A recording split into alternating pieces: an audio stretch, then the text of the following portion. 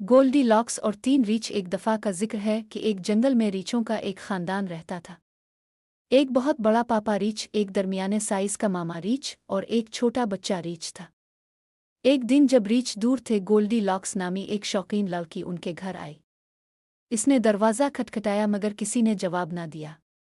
Goldy locks ने खिड़की से झांक कर मेज़ पर दलिया देखा। इसे भूख लगी थी, इसलिए इसने एक चम्मच लिया और दलिया चख लिया। ये दलिया बहुत गर्म है, इसने कहा। फिर इसने मामा रीछ का दलिया चखा। ये दलिया बहुत ठंडा है, इसने कहा। आखिरकार इसने बेबी बियर का दलिया चख लिया। ये दलिया बिल्कुल ठीक है, इसने कहा।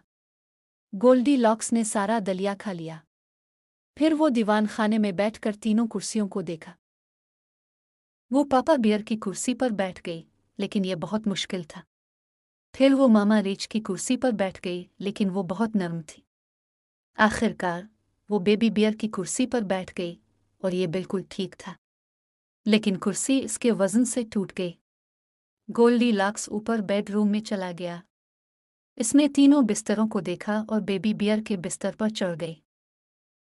ये बिस्तर बिल्कुल ठीक है, इसने कहा।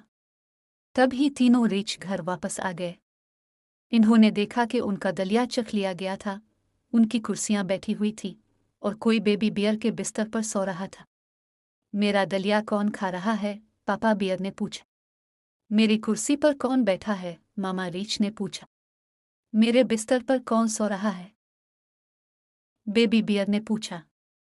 गोल्डी लॉक्स बेदार हुआ और देखा कि तीनों रीछ उसे घूर रहे हैं। वो तेजी से खिड़की से कूदकर जंगल में भाग गए। तीनों रीछ हंसकर हंस पड़े। वो अपने घर वापस मिलने पर खुश थे। बेबी बियर ने पूछा।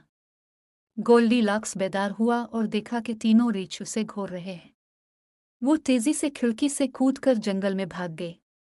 तीनों रीछ हंसकर हंस पड़े। वो अपने घर वापस मिलने पर खुश थे।